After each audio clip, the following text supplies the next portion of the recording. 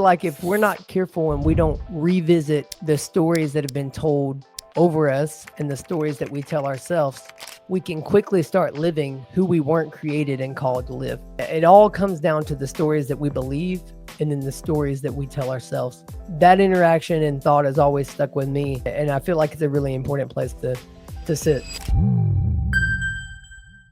Welcome to the How to Heart Show, helping men reconnect to the heart and empower others as the leaders they were born to be. I'm Vincent Haasboom.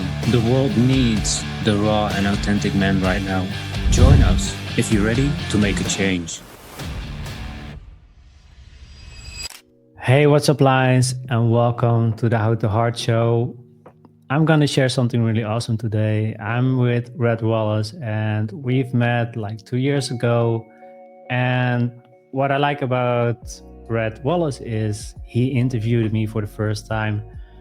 And that was such an honor because it was the first time that he asked me to do an interview. And we hit on right away and we stay connected. And I told him like, hey, I want to have you on the show now. And before we started, we had a really good conversation, but unfortunately we weren't live. So we're going to make it more powerful with this one. But what I like about Wallace is he's always excited to do these things. He's been podcasting for a long time. He has a lot of value, a lot of knowledge. And I'm really excited to have him on the show and learn more about him in depth and what he does and how he inspires men and other people as well. So yeah, Wallace, thank you so much for being here. I'm super excited. So thank you for being on the show. Definitely, Vincent. Thank you for asking me to be a guest. I know, like we were just talking, it's been 2 years, I think, since we've had a conversation that's been for the masses. But I've been loosely seeing your journey and hearing more about what you're a part of is so awesome. And like I mentioned before, I admire your resilience and your never quit ability. And where you could have totally thrown in the towel, you reconnected with the mission of this podcast, How to Heart. Staying true to what your heart's mission is, which is helping men, helping lions be all that they've called to be. And I really feel there's a lot of similarities in our story, and I'm just happy to be here, man.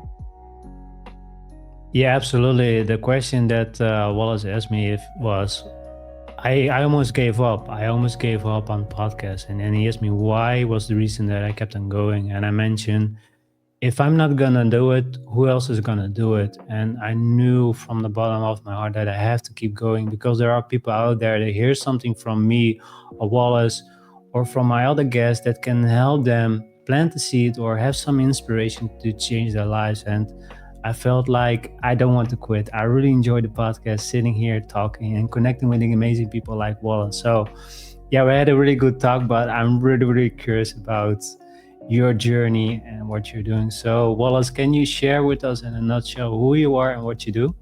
Definitely, man. There's so many places I could go in this story. How far back do you want me to go? Well, just make it the exciting part, how you started, because you also had, like me, a moment that you said, I really want to help people, or I want to help this group of people. So how did it start for you? What was the moment for you that you realized I need to help other people? Definitely. Let's see. So back in about 2018, I would say. Well, before we get to 2018, let me back up a little bit further. So 2008, forever ago, I was in high school and I fell in love with the art of hip hop, rapping, making songs. I was just this young high school age kid. And what was I like? Early teens, I would say. I'm trying to make sure because I know that we're across the world, so I don't know if high school translates to everybody. So I want to make sure I kind of set the stage for anyone who may be watching. But yeah, and I just fell in love with the culture and the art of hip hop. So I was like, I'm gonna be the next fill in the blank world star. Over here in the States, we have Lil Wayne, we have Drake, a lot of the great, you might know who those guys are listening or watching. And I put my heart and soul on that. And from an early age, that was me. I was the high performer, high achiever. I played sports. I played baseball and American football and just poured myself into what I did. And quickly that became my identity. My identity became in my performance, and my ability to get love was on a purely earned performance base. And I say that now to preface where we go in my story a little bit later. But fast forward, I'm making rap music. I spanned a 10-year career of rap. I written, recorded, released hundreds, 200s, probably closer to 300 songs if we got really down to the ones that may or may not have actually made the cut out there. I was putting in the work. So from an early age, I understood that to be great, you have to put in the reps.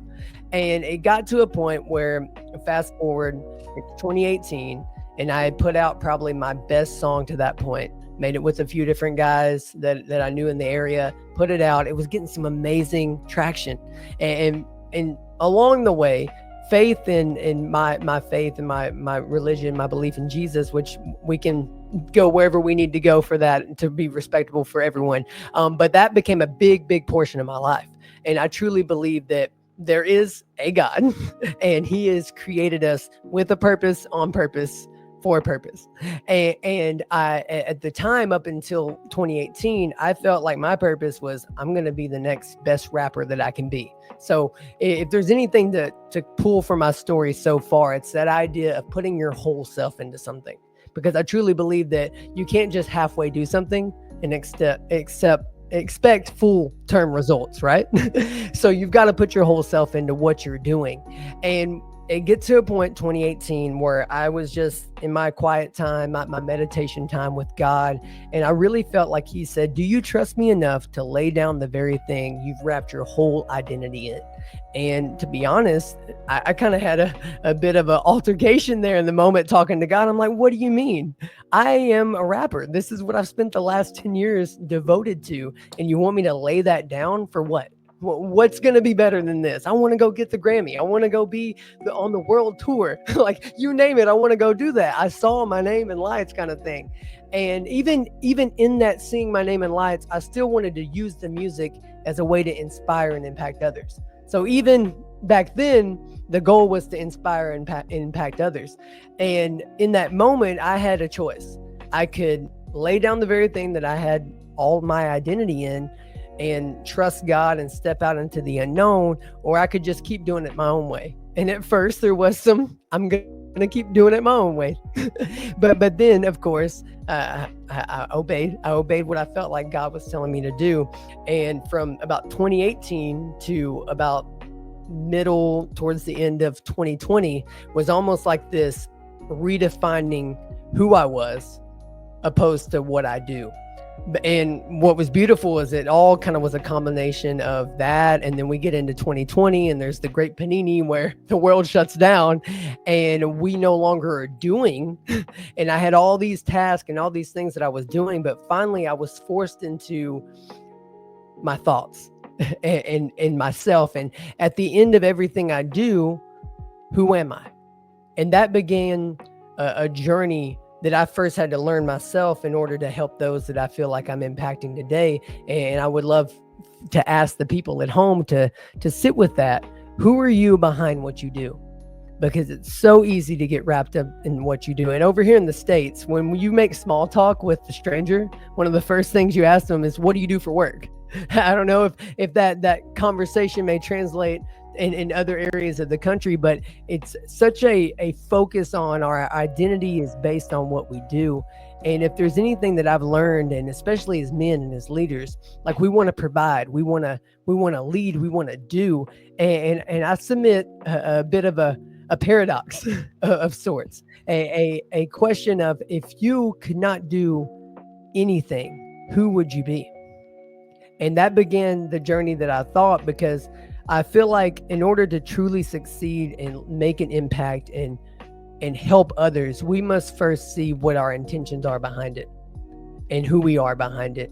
And that's where the journey kind of began in early part of 2020, 2021. I stepped out into this idea of coaching people. And of course, 2018 is when I started podcasting. So through all of this, there was this arc of, I wanted to encourage and motivate people through the spoken word, because words have power, they carry weight.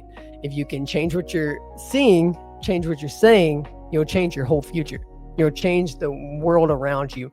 And realizing that there's such power in our words is what captivated me and got me on this journey of helping others. And I don't want to ramble too much on my own. I definitely want to hear some of the questions that you have, but that's kind of a starting place that we can go from. It's quite an interesting journey that you started from rap and then to helping other men. But the question that really came to me, and I've been always stuck to this question, Red Wallace, is that a stage name? Is that your real name? I love it. Always curious about that. Yeah, definitely. So Red Wallace, red is color of my hair, and it's funny. I love that you asked that. My actual name is Dustin Wallace, Dustin. Oh, yeah. Dustin. That's my real name behind it's not necessarily a stage name. It's just a nickname. And since I was younger, people just call me Red because of the color of my hair. And honestly, that kind of was birthed out of, you may not realize it now as I'm so over the top charismatic in my conversation with you, but a lot of my life when I wasn't performing, when I wasn't making raps or when I wasn't speaking on camera, I had a lot of social anxiety. I was kind of the weird, quiet kid. And to the point where when I would introduce myself saying Dustin, I would like almost shake and almost be timid. And people would be like, is your name Justin? Like they would mispronounce it. And to avoid conflict and to avoid more conversation, I was like, my name's Red, like the color. And it just was so easy. It was easy and I could say it and they would remember it. Not realizing now it's more of like, wow, they're remembering it and makes it easier for someone to remember. But it really, it's funny thinking of it now as it really was birthed out of a place of, I was just really socially awkward. And I was like, least I can say possible. But it's funny to see that now as like because it's not necessarily an armor because I love my real name, Dustin. It actually stands for valiant fighter. And it's funny because I really feel like there is some power in what we are named. And I think that it's interesting to look into your names. But yeah, I love that question and I appreciate you asking it. Yeah, it's been always stuck with me, that question. I knew I forgot, but I knew your name was Dustin, but it's been such a long while and I really had to ask, so I was No, you're totally fine. There's two people that call me Dustin, my mom and my wife, and usually they say it when I'm in trouble. So that's kind of the joke that I like to say. But yeah, Red's just been not necessarily a new identity, but it's just I love the idea, and I feel like it suits me in the fact that I'm very passionate about encouraging and helping people, and there's not another word from a psychological standpoint that is more passionate than the color red. Yeah, it gives some fire also to the. Sure. I like the people of the ginger color. I think they have something special. So it's really cool to see the ginger people, just how they communicate and talk. I think they have something like feisty. I'm not sure. Maybe I'm wrong, but I think they have something really cool.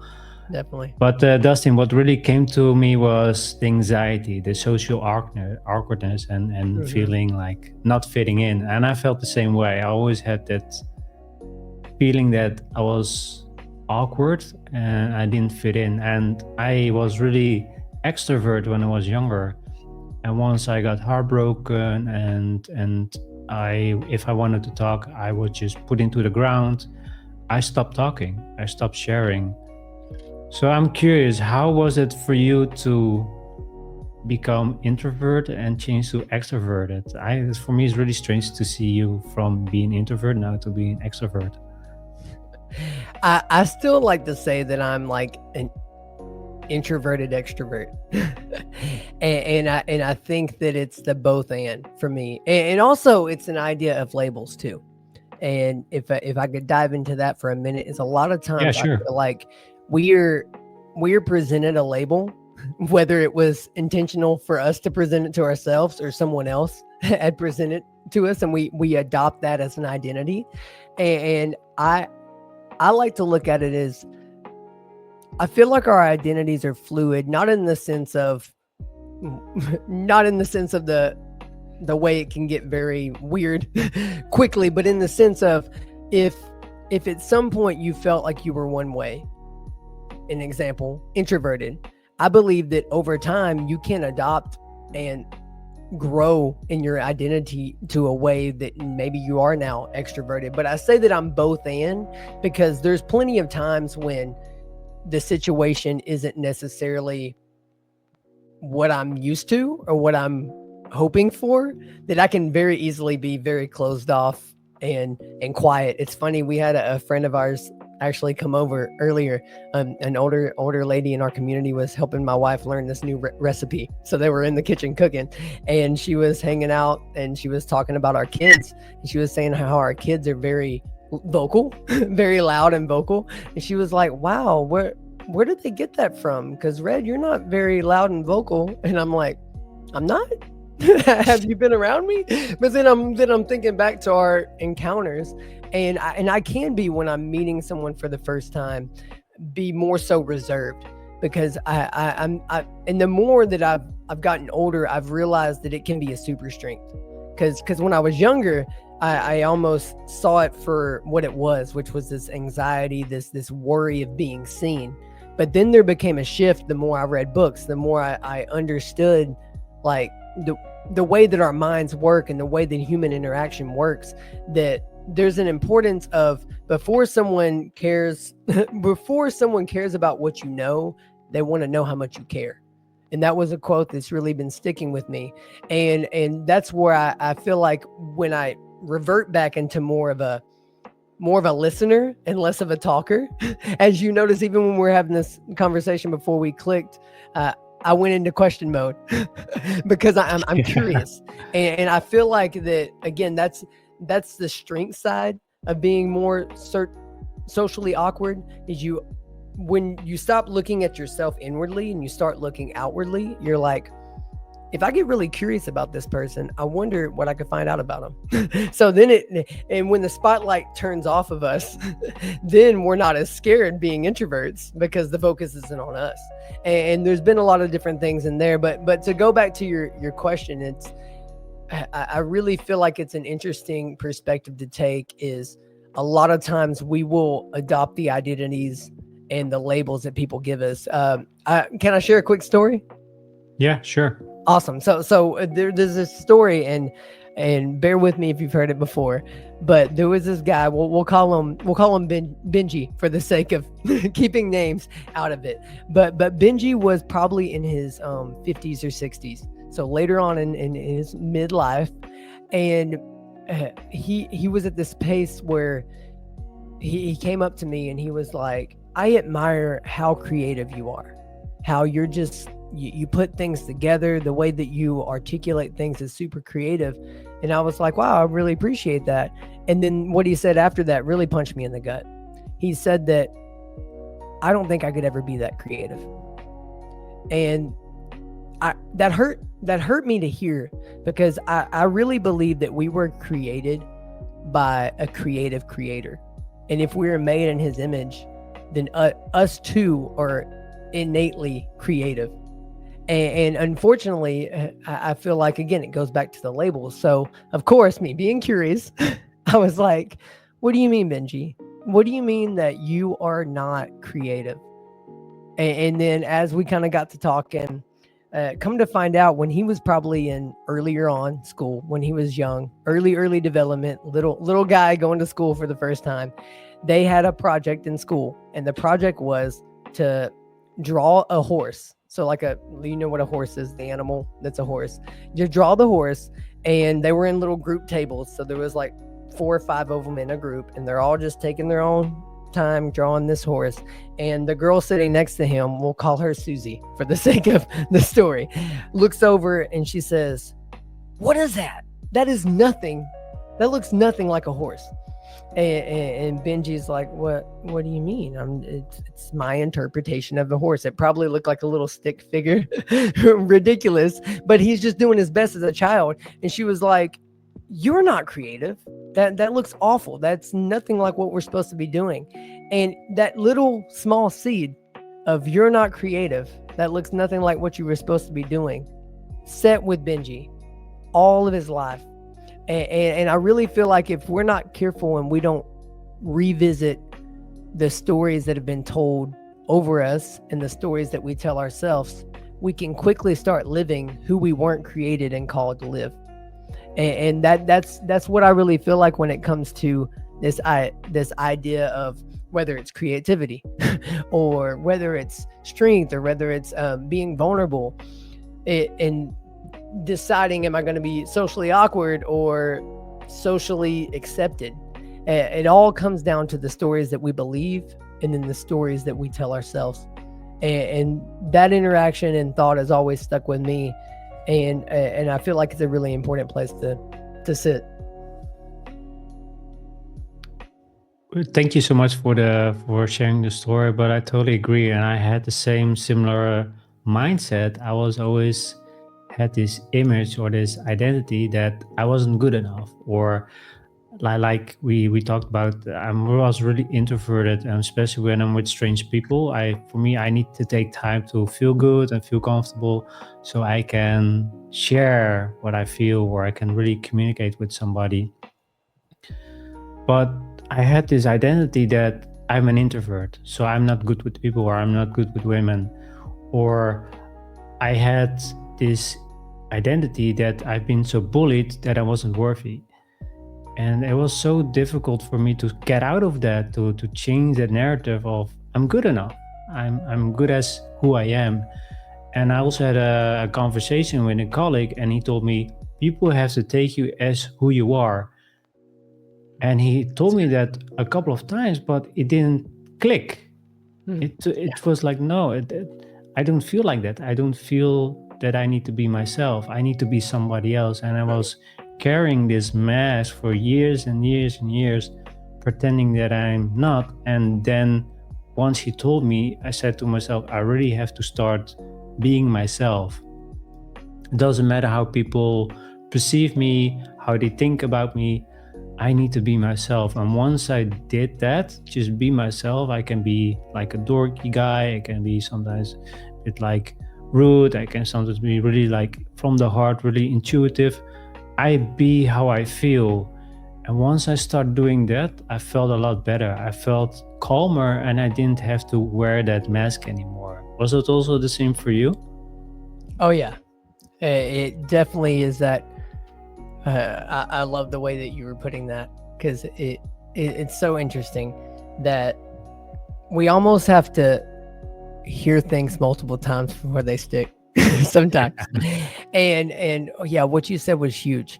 So much of the early part of my life, and even if I'm not careful to stand on top of it, it's very easy to step into wearing those masks and feeling like an imposter. But I feel like this, because I know imposter syndrome is such a buzzword here in the personal development space that you almost get tired of hearing it.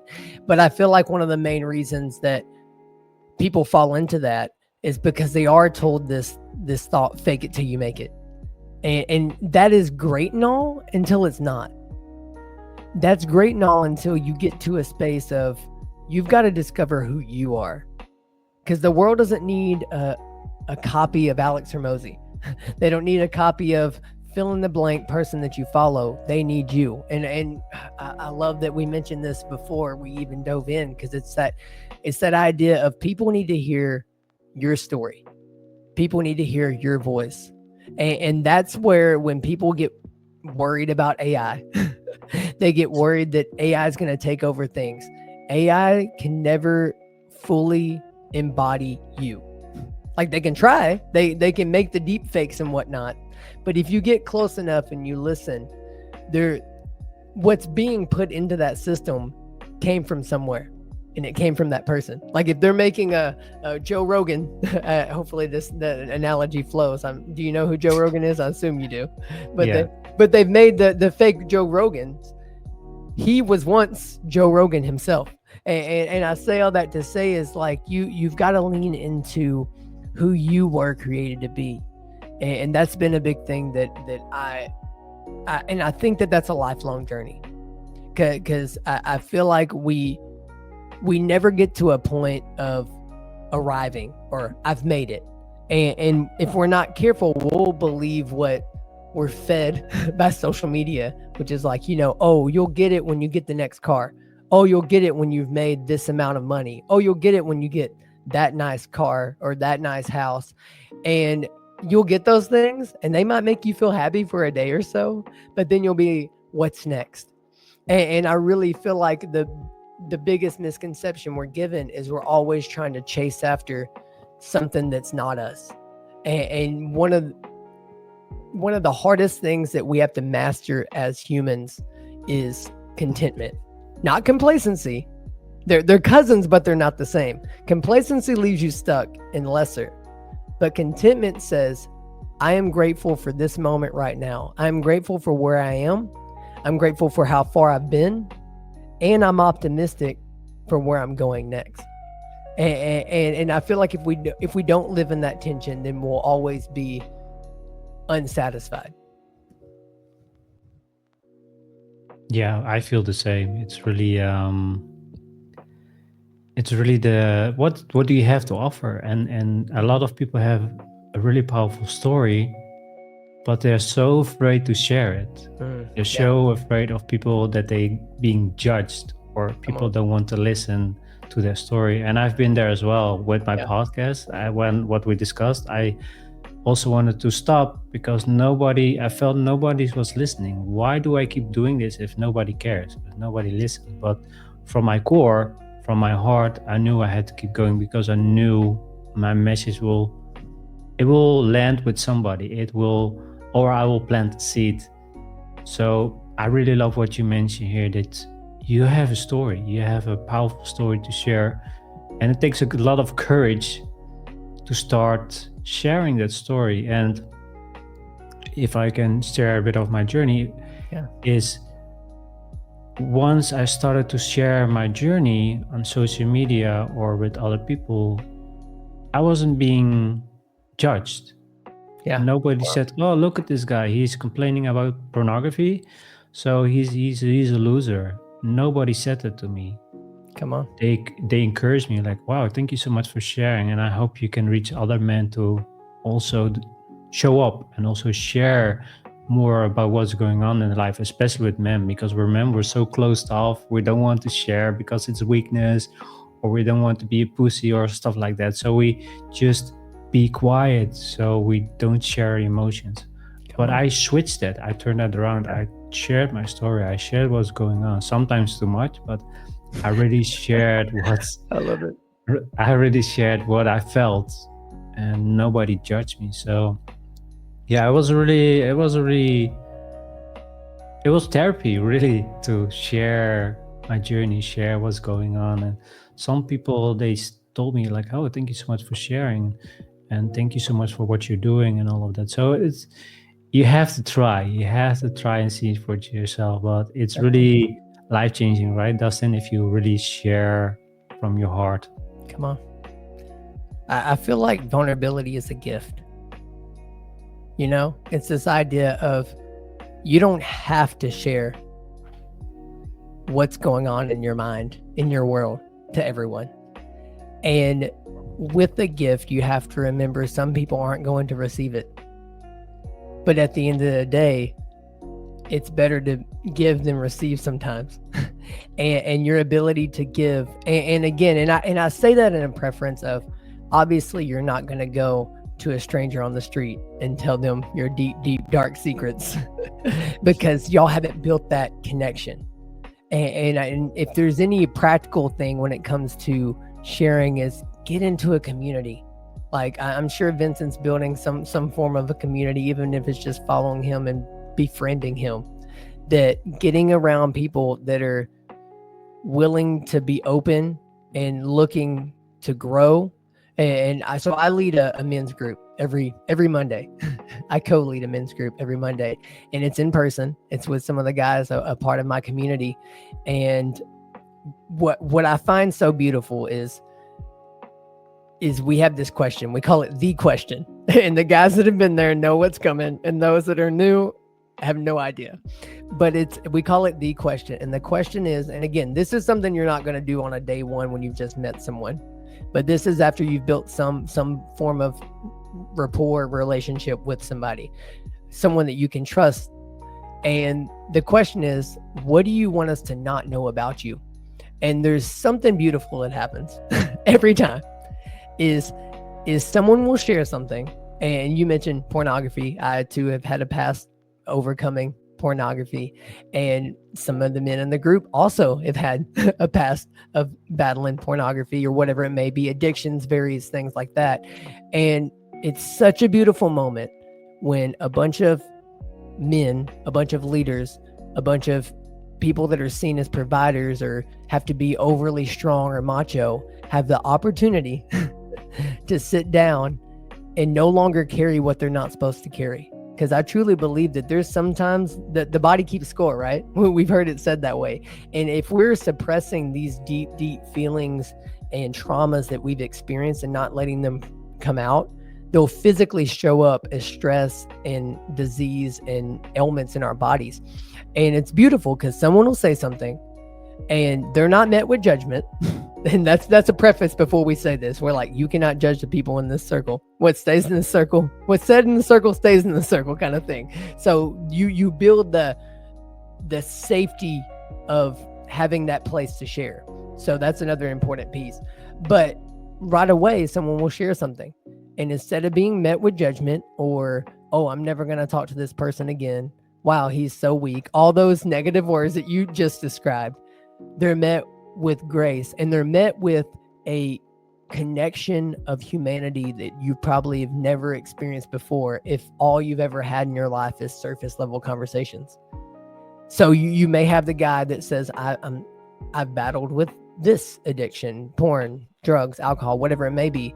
And someone down the line in the circle either is currently battling too or overcame it. So now you've got to, now that it's in the light, and I posted a podcast today about that. It's that idea of when you expose what's only growing in the dark, it can no longer grow in your life. So if you've got this deep, dark secret or addiction or whatever it may be, it's growing in isolation. But the moment that it's brought into light and brought around community, it begins to suffocate and die. And if there's any way to true freedom and healing, it's getting in a circle that's not going to judge you for what you've gone through or currently going through, but who's going to walk with you through it. Yeah, I totally agree. And thank you so much for sharing that. For sure. And what I wanted to add is, if you hang out with the wrong friends, for example, you hang with 5 idiots, you become the 6. Yeah, come on. But yeah, it's true. If you're being with people that don't care, that don't want to do with their lives, and you spend a lot of time with them, you will follow their behavior, you follow their example, and you become one of them. But if you start with hanging out with positive people that want to enjoy life, or people that are really wealthy and they know how to make money or their business, if you start to hang out with them, you become the next millionaire, if I can say it like that. It might not happen, but it can happen because you're changing your mindset, you're changing your habits, because you're hanging out with the people that can lift you up. They can bring you up to the place that you want to be. But it's also a decision, because you can choose to hang out with idiots, or you can choose to hang out with millionaires. So it's always a choice. And for me, quitting pornography was a choice. I could choose to stay there and keep myself safe and still be in that space. But I've learned it's really a coping mechanism. It's really for me so good outside of myself, and try to fill in the void, the pain that I was filling it up with pornography, but it was just nothing. And I totally agree what you said. We're as men, we lost the connection with other men, the brotherhood, right? We really lost that connection with other men. So true. Yeah, and it's such an interesting, even as you say that, I love the way that you said, and it's like the cliche, show me your friends, I'll show you your future, or you're the culmination of the 7 people you hang out with. And I grew up in a space, and I love that you mentioned this idea of personal development and how earlier in our conversation, how that can be toxic if it's not used with action. And I grew up in a space where my circle at first was the people that I listened to. It was the podcast, the books, and that is great and all, but you can't stay there, because if you get into this echo chamber of just hearing other people's voices and not having that connection, that's where it's important, because it's show me your friends, I'll show you your future. Don't show me who you're listening to, because yes, you may call them friends, or you may look up to them, but they're not in a direct relation with you. And it's like that idea of, I heard it said, oh, Michael Jordan. Do you know the basketball player Michael Jordan? I feel like everyone does. So if Michael Jordan had a fan and a very close friend, and they were talking to each other, the fan is like, oh, I know Michael Jordan. He's shot this many shots. He's won this many games. And they knew all these stats. They knew about him. But then the friend who's been with them highs and lows, before he was great, after he was great, knows him. And I feel like that's what we have to find and cultivate in our lives, is not just being fans of those that we look up to, but being friends and being connected to people that are going to point out and coach us and encourage us through things. Because like I mentioned, I have this group of men that I'm connected to. We have a group chat. And even before the podcast, I'm like, hey guys, pray for me. I'm about to hop on this podcast. I just want to make sure that I'm impacting people the most I can. And they were just encouraging me there. And then vice versa, they might share something they're going through. And again, it's in real time. You're having a back and forth. And that's where we go back to the AI thought. Yes, AI can talk to you, and you can have a therapist that's AI, but they don't know the nuances, the wisdom that comes from a human being also walking through this life that we call. Because again, it goes back to a lot of personal, and if I can get on a soapbox with you about personal development, a lot of personal development gets stuck in the learner. It gets stuck in the logic, and wisdom only comes when it's knowledge applied. Wisdom is knowledge applied. So you could have all this knowledge and read all the books and do all the podcasts and never apply that knowledge. Then what do you have to show for it?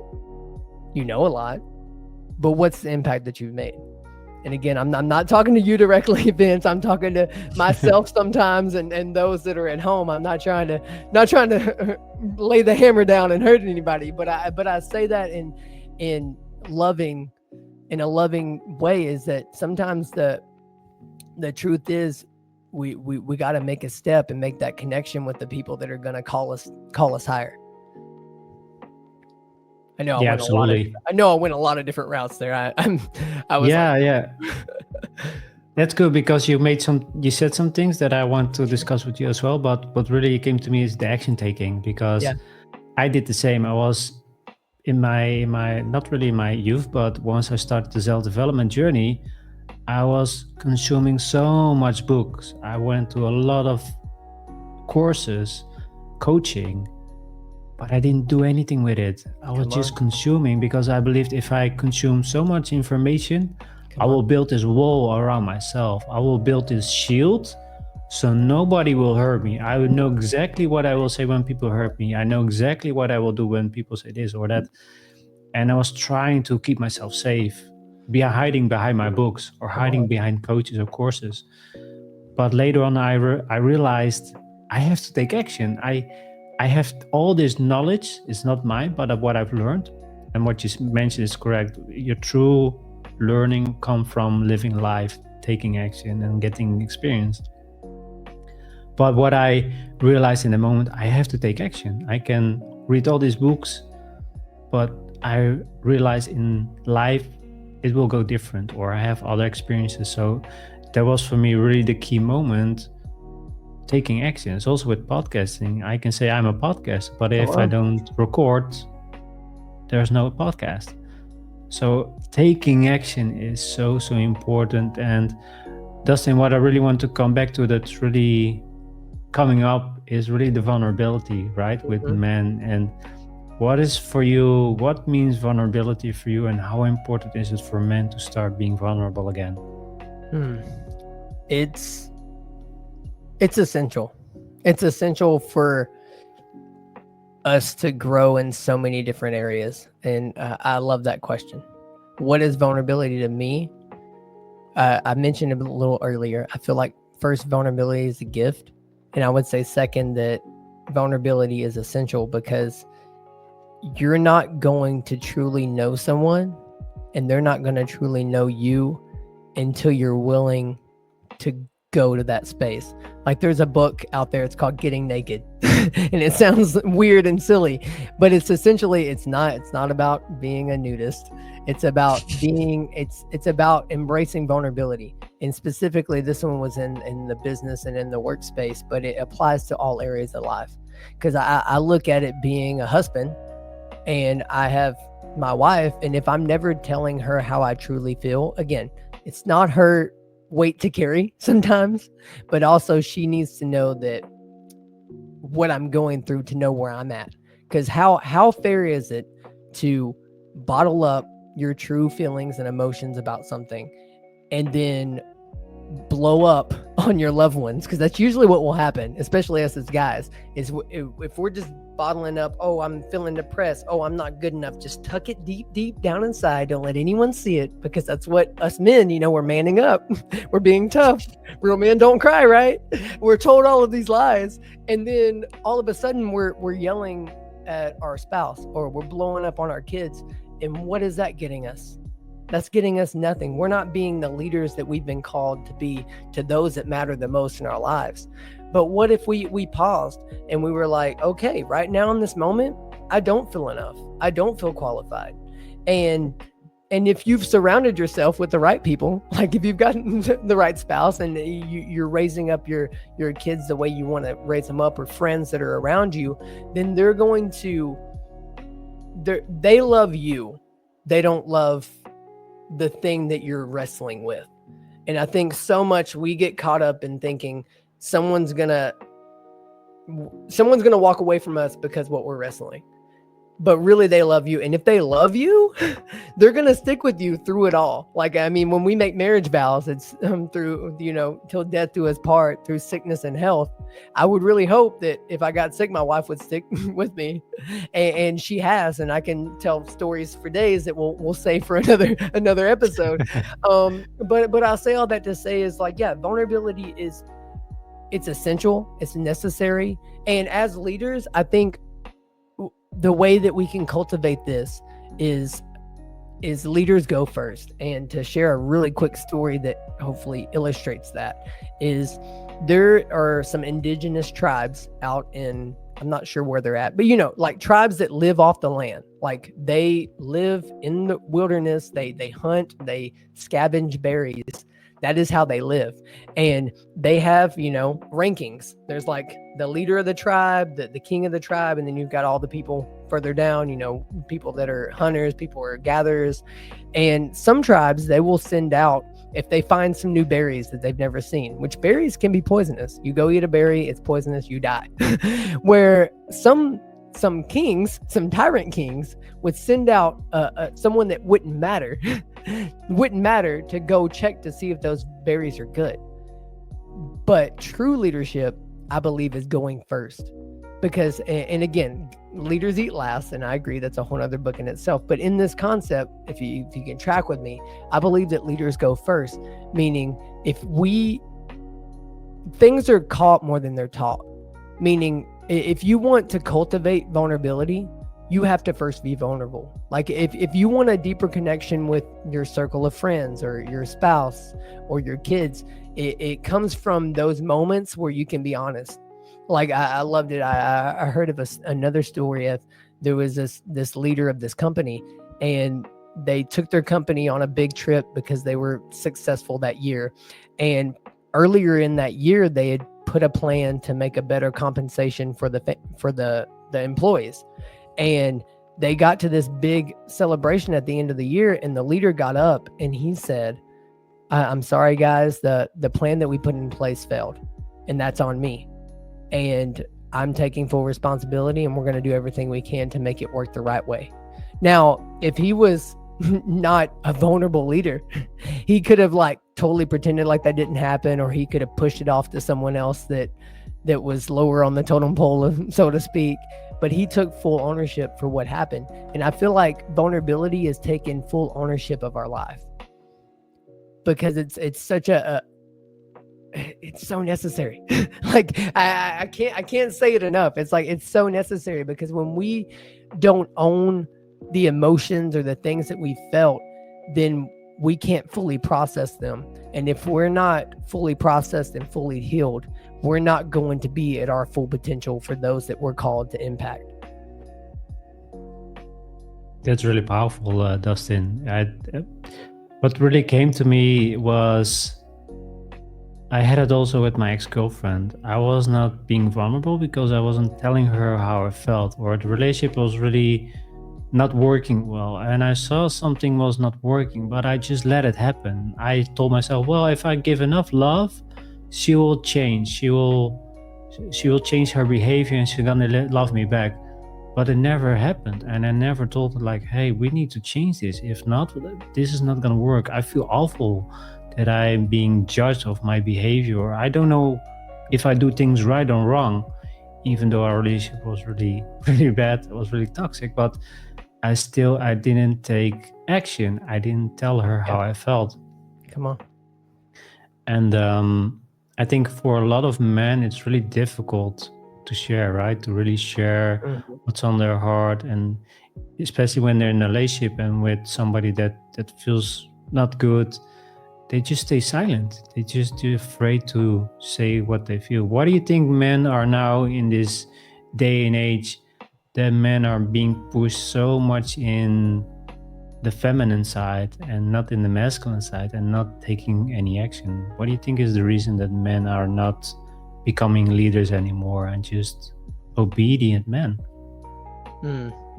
I love this question. And if I can take it from a more spiritual thought, because I believe that let me preface by saying, I believe that we're spiritual beings having a human experience.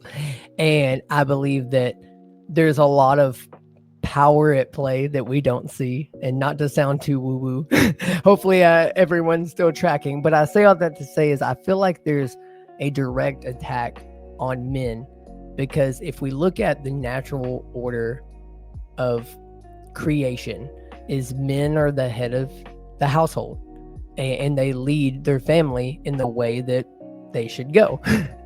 And when that gets attacked, then therefore it's like, it's either a power struggle between a man and a woman trying to figure out who's going to lead, or it's a complete passivity where then people are stepping into roles that they're not called to step into. And all of a sudden they're doing things that they weren't created to do, and then wonder why there's this cognitive disconnection. Because when you were created to do one thing and you're now doing the other thing, then there's going to be a incongruency. And I say all that to say is, if the enemy that we have out there can attack the infrastructure of masculinity, then he's won, because he's crushed the whole understanding of the order of how things should work. And hopefully that explains it in a way that's understandable. But yeah, I really feel like when we start acting like what we weren't created to act like, and then expect the opposite result, it's insanity, right? We're doing the wrong thing, expecting this result. But yeah, I think that it's much more spiritual than we may think. And I feel like there's like a both and with it. Like another way that I've seen it described is tough and tender. And I might have shared this story with you back in the day. Maybe I haven't. If I haven't, great. If I have, sorry, bear with me. And I'll cut it short because I know our time is running thin. But essentially, there was a guy that was a Navy SEAL. Like, he's like next level G.I. Joe. Like, he takes out the bad guys. He's in a position where he can't tell civilians what he does because it's top secret. And he will go out and he will be full on Terminator type, The Rock in the best action movie, you can name it. He's doing that. And then when he gets home, he switches out of being Mr. Macho tough guy, and he goes and has a tea party with his daughter. Because the thing is, we are called to not just be lions, but we're called to be lamb. We're called to be the lion that's tough for those that we're called to love, and we're called to be the lamb to be tender with those that we're called to love and lead. And it's a both and. And if we can embrace the both and, then we find that there's this tension that we hold. Because if we're not careful, we'll be too much lion, and then all of a sudden we're biting off the heads of the people that we're called to take care of. And if we're not careful, which is happening a lot in society, we're too much lamb, so then we're too feminine and we're too demasculated that we're paralyzed into nothingness because we got to be passive. We can't offend anybody. So it's like this really unique tension that I feel like we hold as men. And when we find that sweet spot, man, we're gonna fly. It's finding the balance. It's really finding the balance between the masculine and the feminine, because we have the masculine and the feminine side. And in my journey, I was stuck in the feminine side. And I also went with a dating coach, and I talked to him, and he said, you're so much in your feminine side. You start to, he said it in a rough way, you start to feel your balls again. You need to start feeling your masculinity. And it was really difficult for me to become a man, because I was really, I hope if I don't offend you, or if I was talking to a lady and I wanted to get sexual with her or really show my interest, I would and I offended her, I would tell her, oh, sorry, did I offend you? Did I did something wrong? But that's not masculine. It's really in your feminine. And women don't want that, because she knows if she's gonna date you, she knows she's gonna be in her masculine. She has to take the lead. So she will reject you or say sorry, I have a boyfriend, and walk away. Because deep inside, she knows she's not the right fit. Even though she thinks you're a nice guy, you look great, but in the end, she knows deep inside, no, this is not the right guy for me, because he cannot protect, he cannot provide when we have children. He cannot provide this danger. If there's a nice guy and she has a date with him, or the boyfriend and girlfriend, and she's being harassed by another guy, and her boyfriend cannot protect him. Come on. So she knows intuition, right away, boom, this is a masculine guy or not. So even though if guys are being rejected by women, it's not your fault. It's not because of you're different, or your looks, or your height, or how much money you have. It's really if you're masculine or not, and you really need to be in balance with your masculine and feminine. So yeah, thank you so much for sharing that, Dustin. Definitely. So do you want to share something before we're gonna go into a commercial? No, we're good. This is a good spot for the commercial. Let's roll that. So great.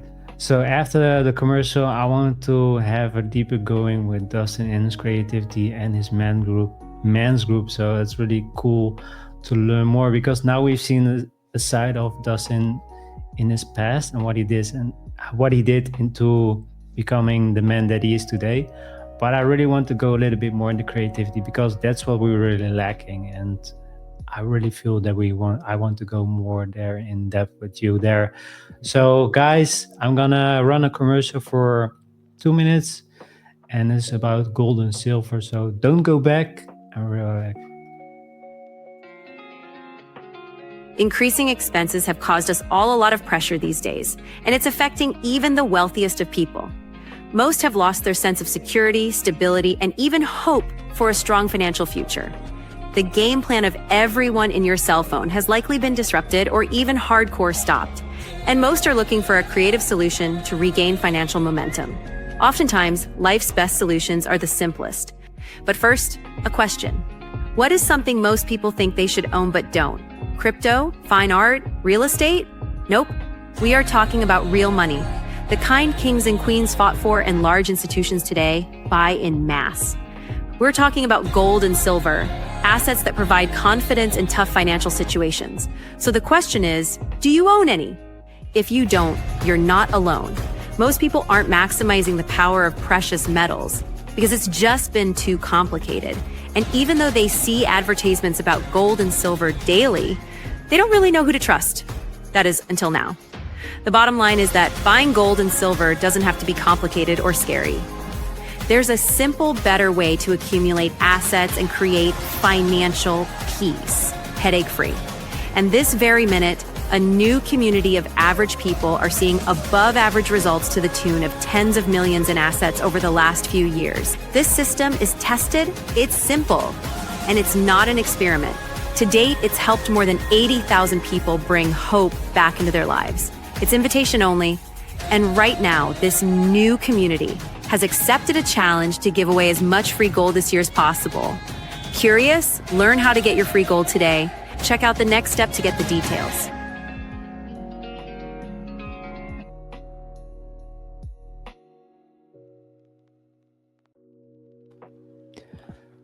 Welcome back. So I'm here with Red Wallace, but the real name, Dustin Wallace. And I've been loving the conversation. I really felt we had a really good connection when I started talking to you for the first time and how you interviewed me. I really like your style, really that you want to talk from the heart, the vulnerability. You really want to help the man as best as you can. And we're going to go there a little bit later. But I want to go more into your creativity, Dustin. So is it still there? The creativity, is it still there? Do you still rap? Do you still do those things? I'll write a rap here and there. I feel like creativity is so universal, and I feel like if we're not careful, we're very quick to put it into a box, because a lot of people will see creativity as, oh, you've made the piece of music or you've made the piece of art. But I feel like creativity is literally in our DNA, and it's in everything that we do. Even this podcast that you created is creative. Being a content creator, you're being creative. Being a parent, you're being creative because you're finding what way is going to best speak to your child. Being a husband or, a spouse or in a relationship, it's creative because you're finding unique ways to express your love and belief into someone. So I think that's a quick way to say that is, I feel like if we're not creating, we're not living to our fullest. And I think a lot of men have shut off their creativity because sometimes it's like they're told it isn't practical. It's almost like they're told that you almost have to grow up, and there's a level of childlikeness that comes with creativity that you have to be open to. But I really feel like creativity is how we can dream and have vision for our life. Because like I mentioned, like you don't have to paint to be creative. You could be building those systems. You could be casting vision. And that's what I hope to do with some of the work that I do now is I feel like the Red Print coaching framework that I put together is creative in itself, because there's 5 R's in it, a 6th R if you think of the ending. But even in that, coming up with that title, coming up with the way it makes it more memorable. Even when I'm making these podcasts, I feel like there's a creativity in how we teach. If you're a teacher out there, how can you teach something in a way that's going to stick? What's the illustration? What's the story there? So I feel like the creativity will never die. It'll only continue to be cultivated. Yeah, I agree. The thing is, only with AI, we give too much to AI to build the creativity that we're losing slowly. And I like what you said about the childish, the creativity, the childlike, playful way. My dating coach said the same. You need to start the playfulness. You need to bring back that inner child, that playfulness that you want to bring out. But like you said, we're grown up, so we're not this child anymore. So we're now pushing it all on the side, and it's not there, but it's always there. I had a couple of days, I had an interview with somebody else, and we talked about the same thing. It's really the inner child is still there, but we stop listening to it. We stop hearing it. And it's really sad, because there are people, they have something that's really important to them.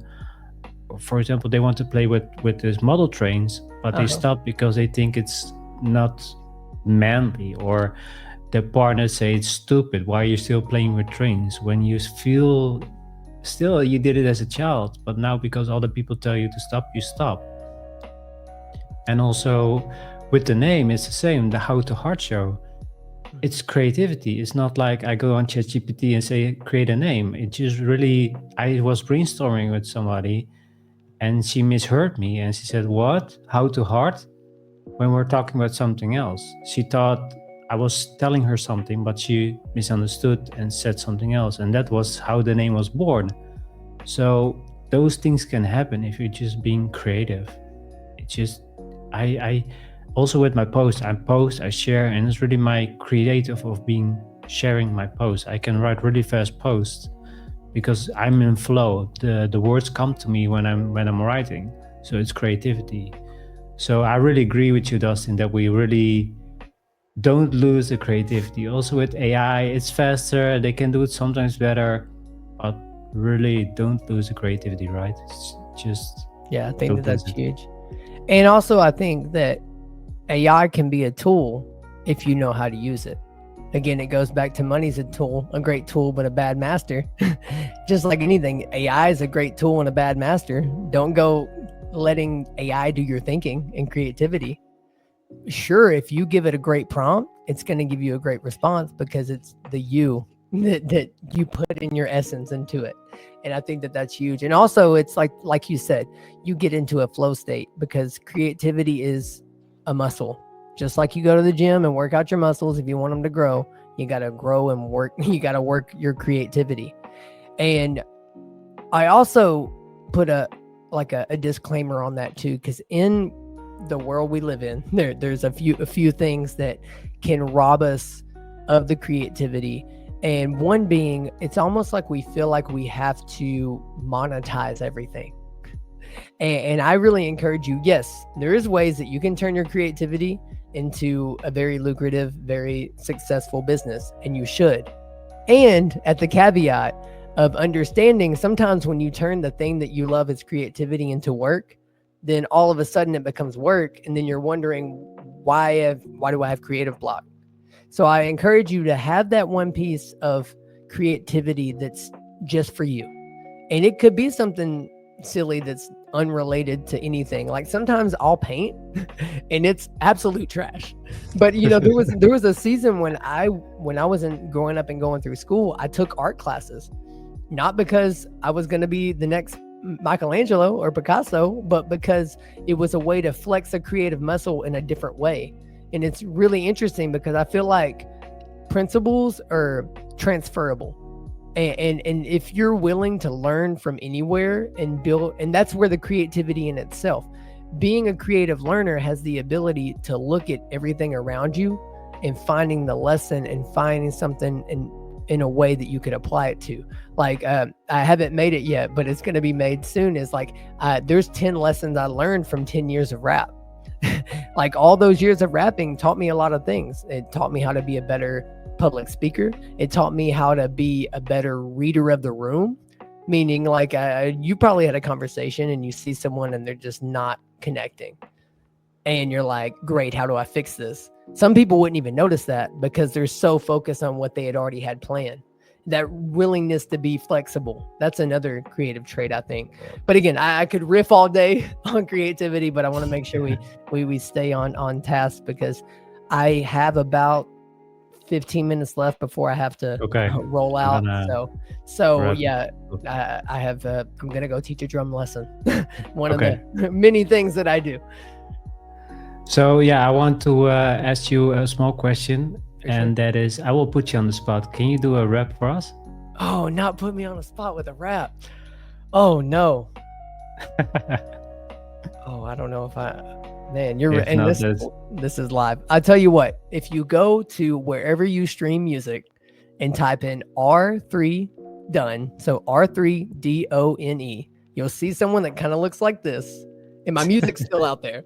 I haven't made anything new since 2018, but if you go check out one of those songs, by all means, go for it because it's still out there. I will put it in the show notes so definitely they can check it out. Put it in the show notes because it's so funny. It's and people have wondered, like they're like, why did you not just get rid of that stuff after you moved on? Because I feel like there's, again, when you create something, it has the ability to be timeless. And that's like when we're creating these podcasts. Yes, it's live. There's people watching right now, and there's going to be people that watch right now months, maybe years down the road, and they'll catch something from it. And that there's a beauty in that. There's a beauty in once you're putting your whole heart, as your show is about, putting your whole heart and yourself into something and putting it into the world, it's going to impact someone, whether that's right now or years down the line. There's a quote in that I always try to hang on to, and it leans more so on my side of faith, but I feel like it's applicable in other areas. And it's this idea of someone's miracle is waiting on the other side of your obedience, meaning someone's breakthrough, someone's future purpose is waiting on the other side of you stepping out and doing the thing that you're too afraid to do. So what are you waiting for? Go do it. Go do it. So Dustin, I have two more questions. I had other things that I want to ask, but because of the time, I will have you another time here on the show. Perfect, because I really enjoy talking to you. I'd love to be back on. Yeah, absolutely. But the thing that I want to ask you, the two more things, is what are the top 3 or 3 to 5 tips that you can give to men for them to start on the journey, on the healing journey, and really live there as an authentic man? And like you see maybe a lot of things in your men's group that you can give, that you feel like, okay, this is a good way to start. Good way to start. So first tip would be definitely get into that community or get the coaching or mentor that's going to hold the space for you to process what's going on. And within that, I feel like the first step is recognizing the false labels you're in, recognizing the limiting beliefs and the patterns that you're walking in, because I feel like that's the first step. And a lot of people, or almost, and again, it goes into being willing to share it. Find someone that is comfortable and safe enough for you to share it all, and share it all. And from that, they're going to be able to show you what you can't see. And that's why I think that getting a coach and mentor is so important, because again, I can only see 180. So everything in front of me, I can see. My son, my 4-year-old, might have stuck a kick me sign on my back. And the only time I will know that I have a kick me sign on my back is 2 reasons. I keep getting kicked, or I have someone that says, hey dude, you got a kick me sign on your back. Or maybe you got some food in your teeth. Put yourself in a circle of people that are going to tell you you have food in your teeth. Or maybe your zipper on your pants is down. Get some people in your life that are going to tell you that's happening, because we have blind spots. And the way to understand your blind spots is to get around people that are caring enough and interested enough in your life to call you higher. And sometimes being called higher doesn't always feel good. But do you want to always feel good and stay the same? Or do you want to deal with the pain of change? And then that would be, I just wanted to, but yeah, and like I've developed like the framework that I talked about, recognizing your blind spots, and then you've got to reorganize. Like you can't just recognize the negative thought patterns that aren't serving you. You have to reorganize and replace it with something that's going to get you where you want to be. And again, there's a ton more. Definitely connect with Vince. I'm sure Vincent's got some great materials, and just being a friend. And I too, you can find me on my podcast. I'm also working on a community and those things. Not to turn this into a promotion or anything, but definitely I say that not in a sense of, oh, I need more money. I say that in the sense of when you invest in yourself, the return on that is priceless. Whether it's with Vincent, whether it's with me, whether it's with anyone that's trusted. And I understand, I've been burned before. Vincent's been burned before. It's a gamble we take, but it's something to always remember, is that when you invest in yourself and choose to take the radical step, whether it's the tiniest that it can be, that the next step will come, and the clarity will come when you take the first step. Perfect. Absolutely perfect. The last question that I want to ask you is, what is the most challenging thing that you had to go through in life? And what is the most thing that you're proud of? Most challenging. I would say up until this point, it was probably, so after we had our son in 2020, we started raising him, And when we started raising him, I actually quit my stable job to fully focus on raising him for the first year of his life. That was a challenge because, again, it was in that season of no longer being valuable by what I do in the sense of providing for my family. It was more so providing for my family from a way of being present and literally raising a child kind of thing. That was a huge challenge in itself. But then within that, had a ton of mini challenges, like tiny challenge, mini, not mini, but yes, mini. But it had so many challenges within itself. But I'd say equal to that challenge was when we were trying to have our second child. My wife went through a few miscarriages, so she had lost the baby early on into being pregnant and finding that out. And that was just a unique, difficult season that I didn't realize I was prepared for. And even within that, I learned a lot about myself, and I learned a lot about grief and how sometimes you can be connected to something that you don't actually physically get to hold in your hands, but is still alive in itself, and realizing that grief is something you have to walk through, not something that you can just bottle up. Because again, as men, we bottle things up. But that would be the two challenges. And then what was the second part of that question again? What are you most grateful of, the most proud of in your life? Man, again, it would go back to my kids. Like the fact that I'm starting a family and I'm building a legacy, and I like to believe that I am a catalyst of change for my entire lineage, meaning that growing up, I didn't have the best of situation. Granted, my parents are great, my sister's great, and I'm grateful for them. But also there was a lot of things that could have been done differently. And it's just beautiful that I'm getting that opportunity now to kind of draw the line in the sand and say this, as for me and my house, we're going to do this and we're going to go that way. And just already seeing the fruit. Like my kids are 4 and 2, and like just faith in God being a huge thing, and a thing that I want to pass down to my generations, and already seeing that in them.